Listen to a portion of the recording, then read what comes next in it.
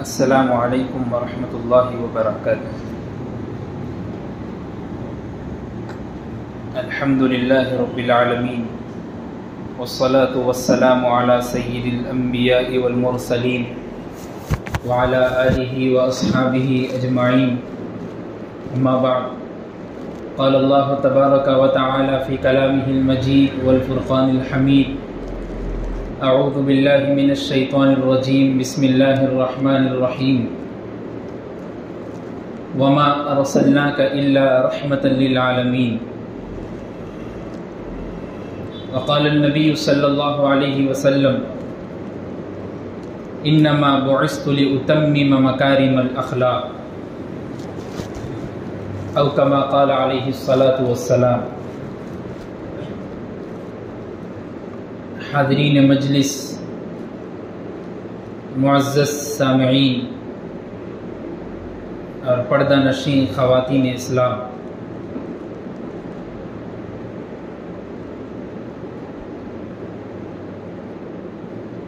آپ سب اس بات سے بخوبی واقف ہے اور جانتے ہیں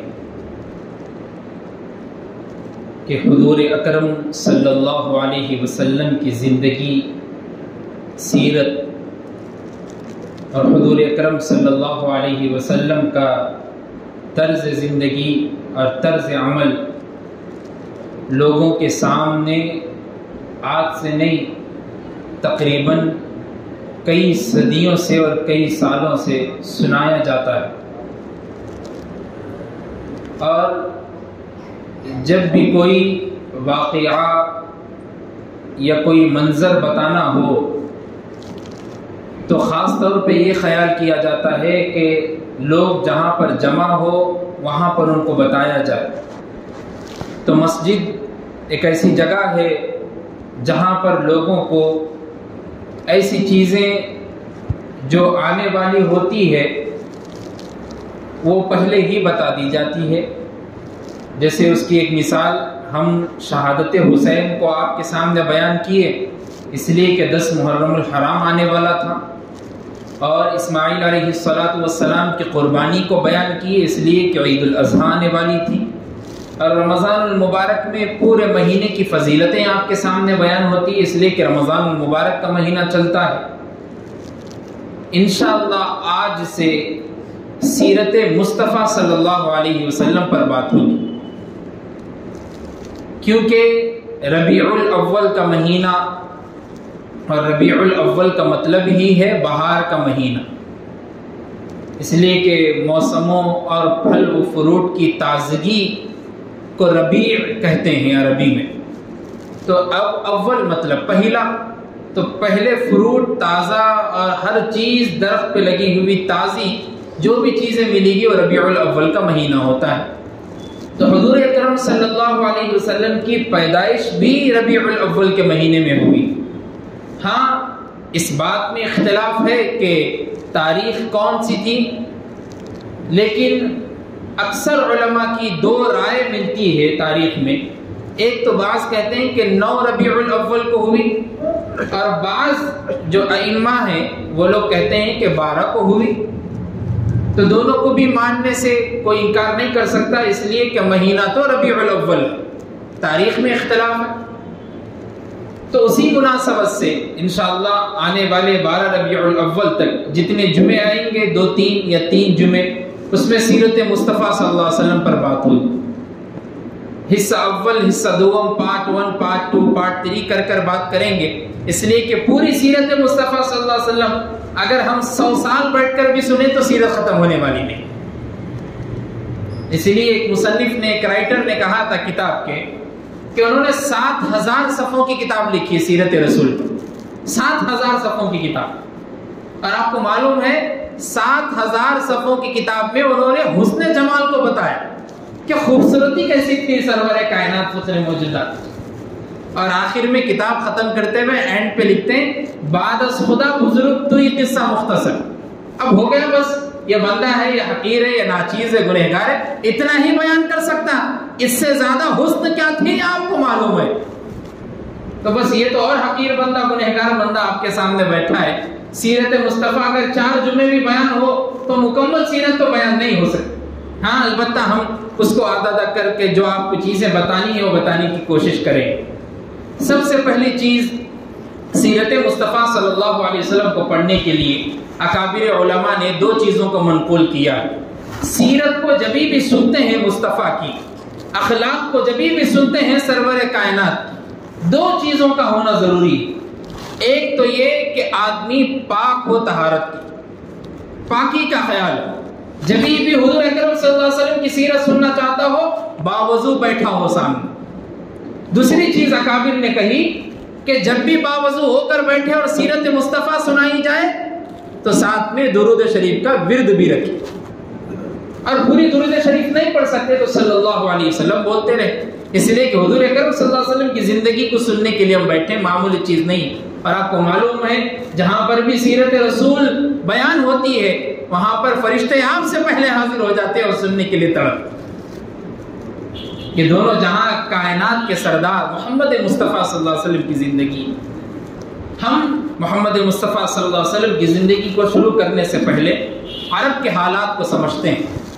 آپ کو معلوم ہے کہ پوری دنیا کا سنٹر عرب ہے، پوری دنیا کا سنٹر، اور اس سنٹر کا سب سے زیادہ بیچ کا حصہ خانہ کعبہ، اور خانہ کعبہ 4 سمتوں میں ہے جس کو ہم اردو میں شمال، جنوب، مشرق، مغرب کہتے ہیں، نارتھ ایسٹ وغیرہ جو انگلش میں بولتے ہیں. 4 سمت، اس کے 3 سمتوں میں سمندری راستہ ہے اور 1 سمت میں نہر فرات ہے.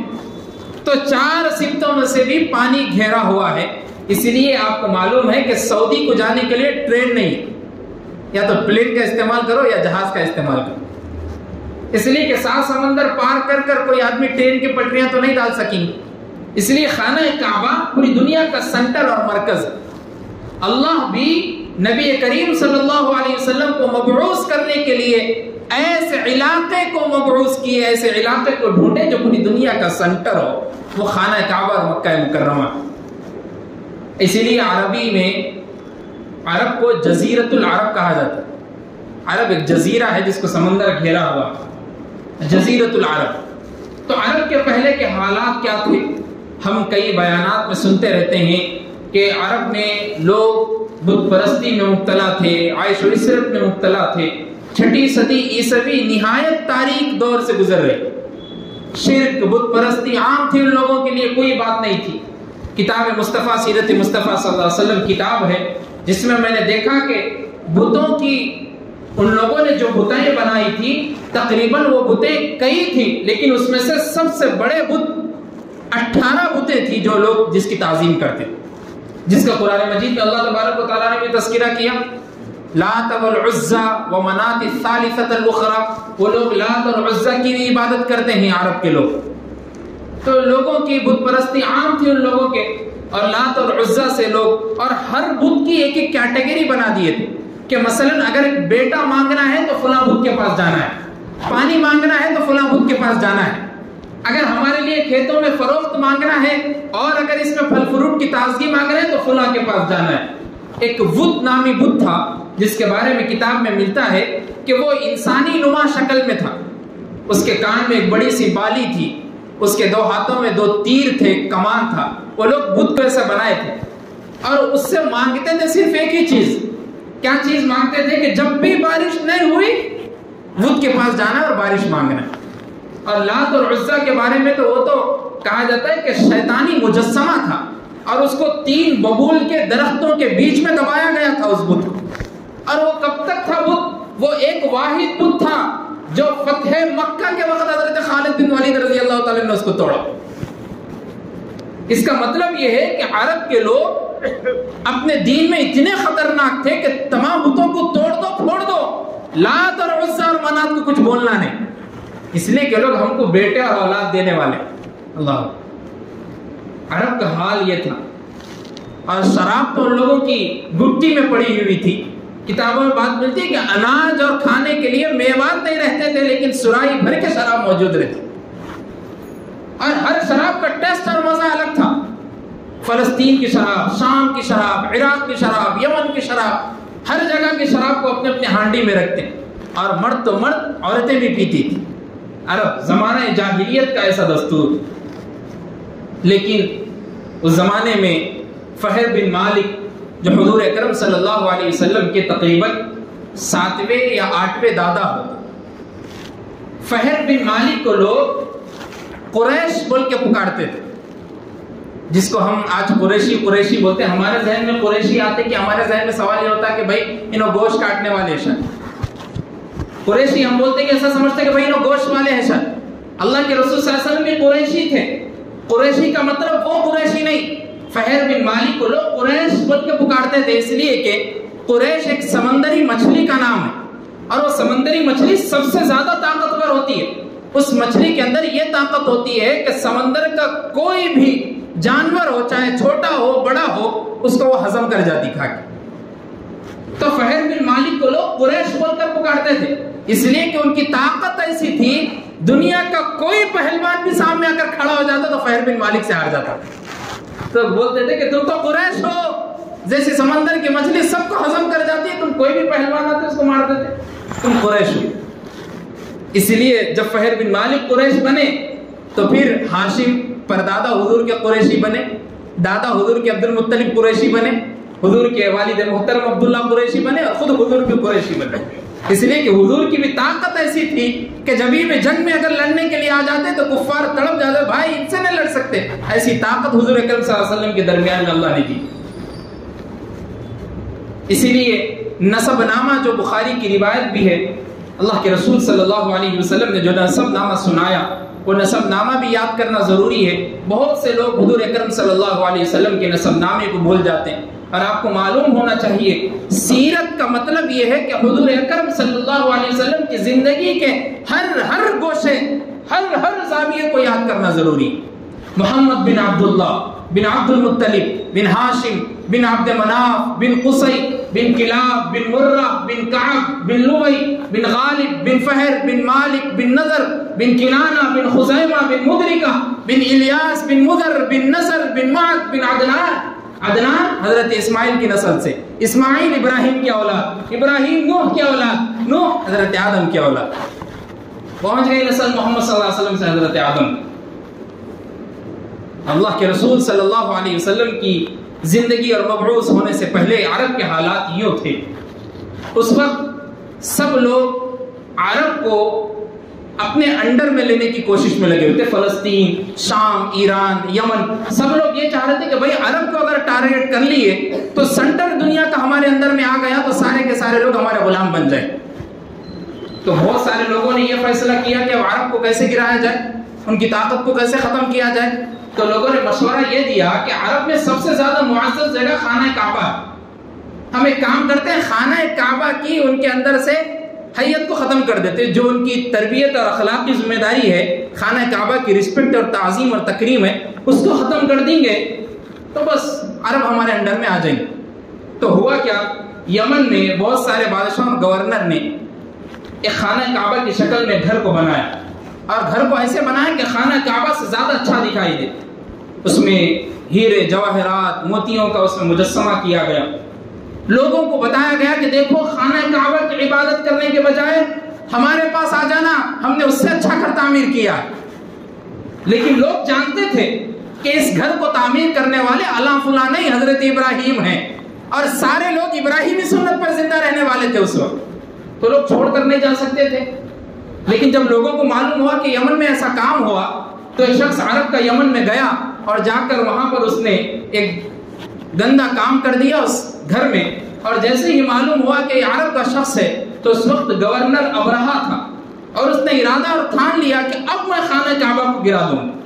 اب میں ٹارگٹ میرا ایک ہی ہے کہ اب خانہ کعبہ کو گرا دیتا ہوں، منہدم کر دیتا ہوں. اس کے لیے اس نے ہاتھیوں کا لشکر لے کر خانہ کعبہ کی طرف روانگی کی. اور سیرت کی بہت ساری کتابوں میں مفصل واقعہ مل جاتے ہیں، پڑھ سکتے، لیکن میں اس کو تھوڑا تھوڑا شارٹ میں بیان کرتے ہوئے نکلتا ہوں کہ ابرہہ جب ہاتھیوں کے لشکر کو لے کر نکلا اور خانہ کعبہ کے سامنے آ گیا، طائف کی وادی تک پہنچ گیا، تو اس وقت اس نے اونٹوں اور بکریوں اور بھیڑوں کو اپنے انڈر میں کر لیا، اس کو گرفتار اور اس کو اپنے پاس رکھ لیا.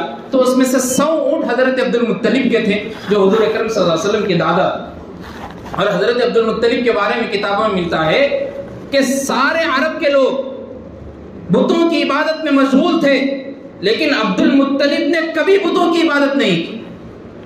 حضرت عبد المطلب ایک غار میں جاتے، وہاں پر 10 دن اعتکاف میں بیٹھتے تھے اللہ کی عبادت میں۔ اور کتابوں میں یہ بھی بات ملتی ہے کہ جب بھی کسی بندے کو دعا کی قبولیت کرانی ہوتی تو عبد المطلب کے پاس آتے اور کہتے کہ آپ ہمارے لیے دعائیں کریں، قبول ہو جائے۔ اس لیے کہ حضرت عبد المطلب کے آنکھوں میں نور، صورت پہ وہ حسن و جمال اور عابدانہ تقوی اور زاہدانہ پرہیزگاری دکھ کر آتی تھی۔ جب دادا محترم میں یہ علامت تھی تو پھر پوتے کا کیا حال ہوگا آپ سوچیے۔ حضرت عبد المطلب کو معلوم ہوا کہ میرے 100 اونٹوں کو ابرہا نے قید کر لیا اور اپنے اندر میں لے لیا، تو حضرت عبد المطلب اس کے پاس گئے، اور جیسے ہی ابرہا نے عبد المطلب کو دیکھا اپنی نشست سے اٹھ کر کھڑا ہو گیا اور کہنے لگا کہ ان کے آنے سے میرے اندر ایک رعب اور دبدبہ آ گیا، میں ڈر اور ہیبت میں آ گیا ایسی صورت دیکھ کر، اس لیے کہ جاہ و جلال والی صورت تھی۔ حضرت عبد المطلب کے ساتھ نیچے بیٹھ کر ابرہا، اور نیچے بیٹھ کر کہنے لگا کہ میں تمہارے خانہ کعبہ کو گرانے کے لیے آیا ہوں، بتاؤ تم کس لیے آئے میرے پاس؟ حضرت عبد المطلب کہنے لگے خانہ کعبہ سے مجھ کو کچھ مطلب نہیں ہے، میرے 100 اونٹ تمہارے پاس ہے، وہ مجھ کو دے دی۔ ابرہا ہنسنے لگا اور پریشان ہو گیا، یہ کیا بات ہے؟ تم تو امیر ہو عرب کے، خانہ کعبہ کے پورے لوگ اطراف میں رہنے والے تمہاری تائید کرتے ہیں، میں سمجھتا تھا کہ تم آ کر میرے ساتھ معذرت کرو گے، معافی مانگو گے، تم تو اونٹوں کے سوال کے لیے آ گئے۔ حضرت عبد المطلب کہنے لگے کہ ان اونٹوں کا مالک میں ہوں، اس لیے میں ان کے بارے میں سوال کرنے کے لیے آیا ہوں، خانہ کعبہ کا مالک تو خدا پروردگار ہے، وہ تم سے سوال کر لے۔ ابرہا سمجھ گیا اور غصے میں آ گیا کہ بھئی یہ سننے والی قوم نہیں، اب تو گرانا ہی گرانا ہے۔ عبد المطلب کو حوالے کر دی گئے، اور حضرت عبد المطلب اتنے مہمان نوازی کرنے والے تھے، آپ کے پردادا اللہ کے رسول صلی اللہ علیہ وسلم کے ہاشم، حضرت ہاشم کو عربی میں ہاشم اس لیے کہتے ہیں کہ مہمان نوازی کرنے والا، کھلانے والا لوگوں کو۔ کتابوں میں بات ملتی ہے کہ 3 دن تک ہاشم حضرت حضور اکرم صلی اللہ علیہ وسلم کے پردادا کے گھر سے 3 دن تک لوگوں کو 3 ٹائم تک اونٹ کا گوشت اور سوکھی ہوئی روٹی اور اونٹ کے گوشت کا شوربہ ان لوگوں کو تقسیم ہوتا تھا 3 دن تک۔ مہمان نوازی پردادا کے اندر یہ تھی تو پھر پوترے کے اندر کیسی مہمان نوازی ہوگی آپ سوچیے۔ عبد المطلب اونٹ کو لے کر نکلے اور لے کر لوگوں سے کہا کہ دیکھو ابرہا اپنے ہاتھیوں کے لشکر کے ساتھ آ رہا ہے، اور آپ کو معلوم ہے سارے جانوروں میں طاقتور ہاتھی ہوتا ہے، اگر 3-4 مرتبہ کسی گھر کو کسی بلڈنگ کو بھی دھکا دینے کی کوشش کرے تو چاہے کون سی بھی سیمنٹ سے بنا ہو، چاہے امبوجا ہو، چاہے کون سی بھی سیمنٹ ہو، اس کے سامنے تو ٹکنے والی نہیں۔ شیر کے جیسے تیز تو نہیں بھاگ سکتا، لیکن شیر اس کے پیر کے نیچے آ گیا تو پھر وہ نہیں بھاگ سکتا۔ ہاتھی کی طاقت یہ ہوتی ہے، سارے لوگ واقف ہیں۔ تو ابرہا غصے میں ہے، حضرت عبد المطلب نے لوگوں سے کہا کہ دیکھو ہم گھروں میں نہیں رہ سکتے، اس لیے کہ اگر ہاتھی آ گئے گھروں کے اندر تو گھر بھی گر جائیں گے، لوگ مر جائیں گے۔ ایک کام کرتے ہیں، پہاڑوں کے اندر جو سرنگیں بنی ہوئی ہے اس میں جا کر ہم ویٹ کرتے ہیں، ٹھہرتے ہیں، اب اللہ ہے مددگار۔ اس کے بعد حضرت عبد المطلب نے خانہ کعبہ کے غلاف کو پکڑ کر جو دعائیں کی، سیرت کی کتابوں میں عربی میں دعائیں ملتی ہے۔ حضرت عبد المطلب نے کہا تھا کہ اللہ میں نے میرے اونٹوں کے مالک ہونے کی وجہ سے میرے اونٹوں کی حفاظت کی، اب خانہ کعبہ کے مالک آپ ہیں، آپ کی ذمہ داری ہے کہ آپ خانہ کعبہ کی حفاظت کریں۔ اگر خانہ کعبہ ایک مرتبہ منہدم ہو گیا، مسمار ہو گیا، گر گیا تو جان لیجئے لوگوں کے اندر سے اس کی تعظیم، تکریم، عزت ختم ہو جائے گی۔ حضرت عبد المطلب نے خانہ کعبہ کے غلاف کو پکڑ کر یہ دعائیں کی، لوگوں نے ان دعاؤں کے اپنے اندر جذب کرنے کی وجہ سے آنکھوں سے آنسو آ گئے، اور حضرت عبد المطلب نے خانہ کعبہ کے غلاف کو چوم کر چھوڑ دیا۔ اب اللہ آپ نگہبان ہے، آپ محافظ ہے۔ اس کے بعد تمام لوگ اپنے اپنے اس پہاڑوں کے سرنگوں میں چلے گئے۔ اس کے بعد ابرہا اس لشکر کو لے کر آتا ہے، ابرہا کا لشکر، اور جس ابرہا جس ہاتھی پر بیٹھا ہے اس ہاتھی کا نام محمود۔ جیسے ہی خانہ کعبہ کے سامنے آگا بیٹھ گئے، اب اٹھنے کا نام نہیں، 4 لوگ مار رہے ہیں، اٹھا رہے ہیں، اٹھ نہیں رہا ہاتھی۔ تو ایک آدمی نے کہا کہ بھائی ایک کام کرو، جہاں سے یہ آیا اس کی طرف اس کا رخ کرو، دیکھو کیا ہوتا ہے۔ جیسے ہی یمن کی طرف پھر اس کی صورت کو کیا گیا تو دوڑ کر بھاگنے لگا، اور پھر خانہ کعبہ کی طرف کیا جا رہا تو بیٹھنے لگا۔ وہ محمود ہاتھی بھی اس بات کو جانتا تھا کہ اگر ایک مرتبہ گیا اندر تو پھر واپس نہیں آ سکتا۔ پھر ہوا کیا؟ میں نے جو پہلے ہی کہا تھا آپ سے کہ 3 سمت سمندر ہے، سمندر کے راستے سے دیکھتے ہیں ابرہہ کا لشکر کہ چرند چھوٹے چھوٹے پرندے اپنی چونچوں میں اور 2 پیروں میں، اپنے پیروں میں چھوٹے چھوٹے کنکریاں دبائے ہوئے تیز ہوا میں اڑتے ہوئے ارر پھینک پھینک کر مارے۔ کتابوں میں بات ملتی ہے کہ ایسا وہ کنکر ایسا تھا کہ ایک مرتبہ اگر انسان کے دل میں اگر جسم میں چبھ جاتا تو پھر باہر نکلتا، اور باہر نکل کر جو اس کے پیچھے ہوتا اس کے بھی جسم میں چبھ جاتا۔ جیسے بلٹ گولی کی ہوتی ہے، اگر بہت خطرناک بلٹ رہی تو 3 لوگوں کو بھی لے کر نکل سکتی ہے، مار سکتی، ویسے کنکریاں تھیں۔ اسی لیے اللہ تبارک و تعالیٰ نے سورۃ الفیل نازل کر کے واقعہ امت محمدیہ کو یاد دلا کہ الم تر کیف فعل ربک باصحاب الفیل، کیا تم نے نہیں دیکھا ہم نے ہاتھی والوں کے ساتھ کیا معاملہ کیا؟ وارسل علیہم طیرا ابابیل، کیا کیا کیا؟ الم یجعل کیدہم فی تضلیل وارسل علیہم طیرا ابابیل ترمیہم بحجارۃ من سجیل فجعلہم کعصف ماکول۔ ان لوگوں کے لیے ہم نے پرندے غول کے غول بھیجے، اور ان لوگوں نے اپنی چونچوں میں چھوٹی چھوٹی کنکریاں پکڑی ہوئی تھی، جیسے جیسے مار رہے تھے اور وہ لوگ ایسے ہو گئے جیسے کھایا ہوا بھوسا ہو جاتا۔ ابرہہ کا وہ واقعہ حضور اکرم صلی اللہ علیہ وسلم کی پیدائش سے 55 سال پہلے واقعہ ہو۔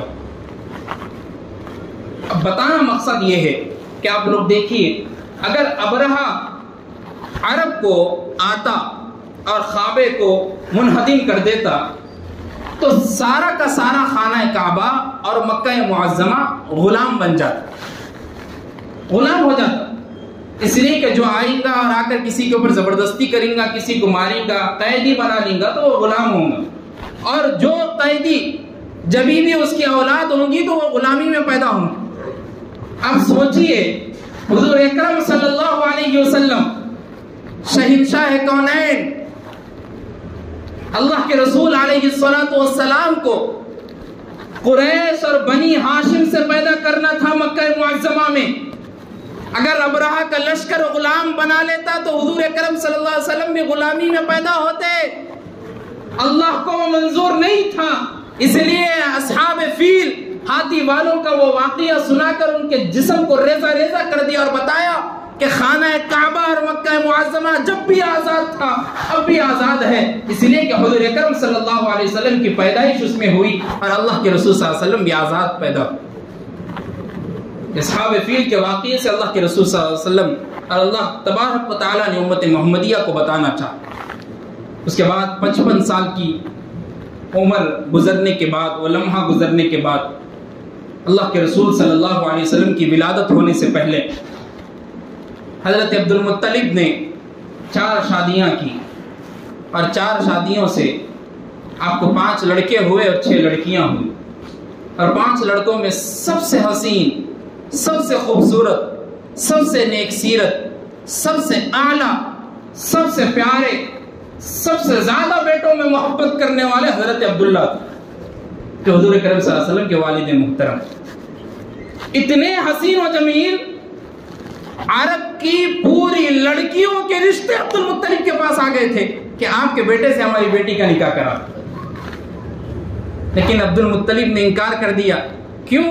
عبد المطلب چاہ رہے یہ تھے کہ جیسے میرا نسب ہے ویسے ہی جو بچی ملے گی، جو لڑکی ملے گی، اس کا بھی نسب میرے نسب سے جڑ جائے۔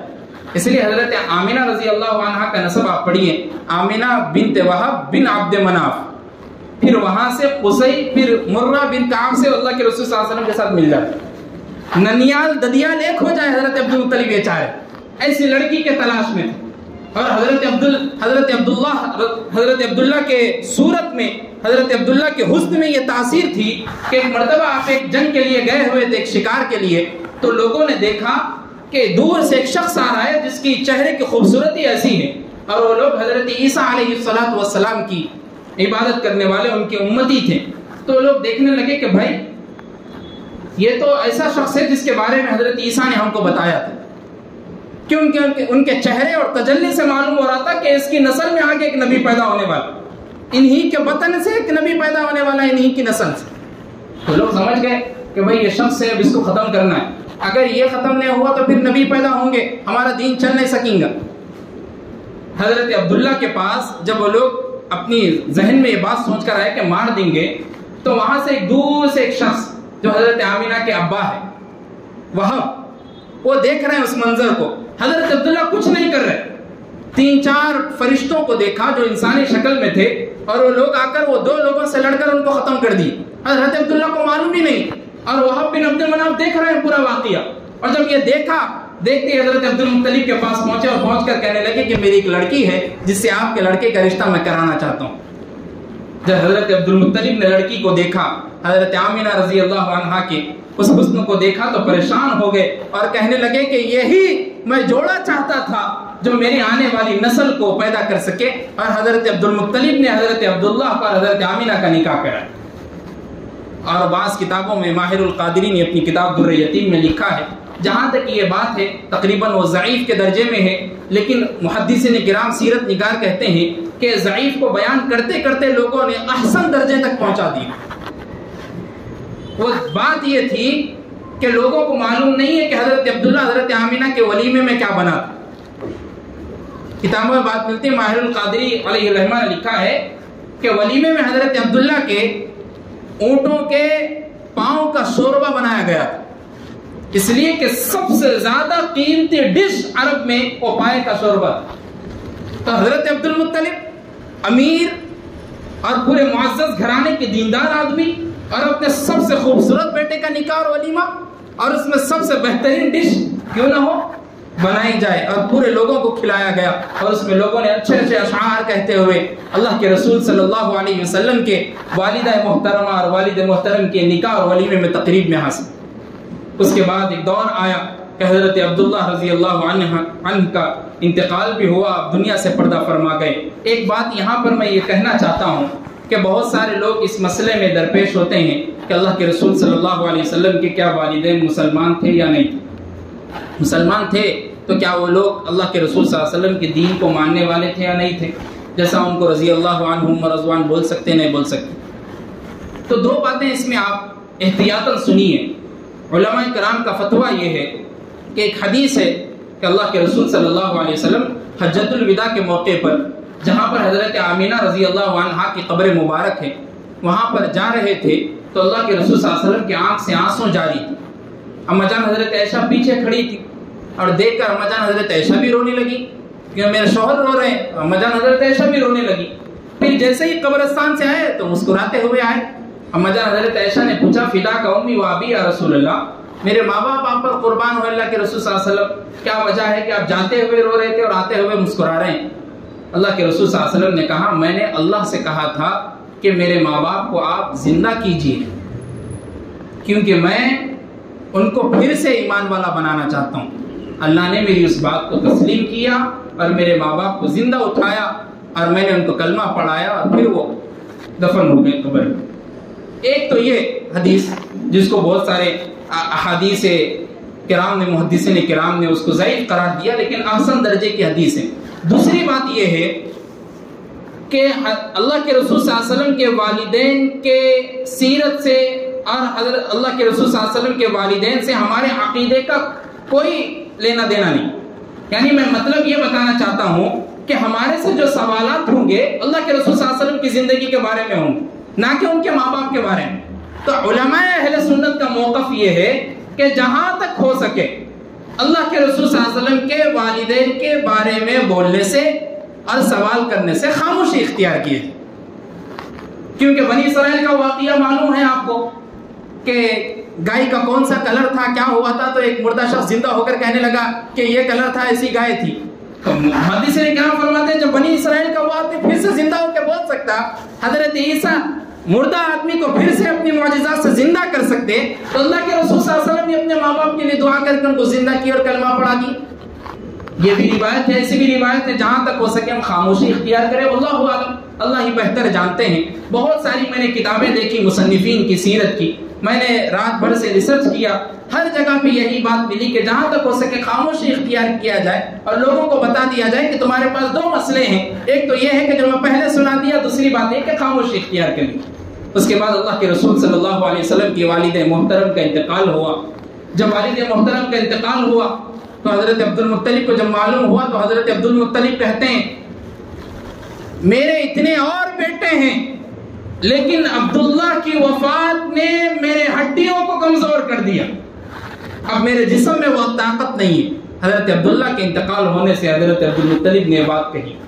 جب حضرت آمینہ کو معلوم ہوا، حضرت آمینہ بطن مبارک میں اللہ کے رسول صلی اللہ علیہ وسلم ہے، محمد الرسول اللہ صلی اللہ علیہ وسلم بطن مبارک میں ہے، کیا وہ منظر طا ہوں گا؟ آپ سوچیے، ام ایمن باندھی ہے، کہتی ہے حضرت آمینہ ایسے رو رہی تھی میں نے کبھی روتے ہوئے نہیں دیکھا۔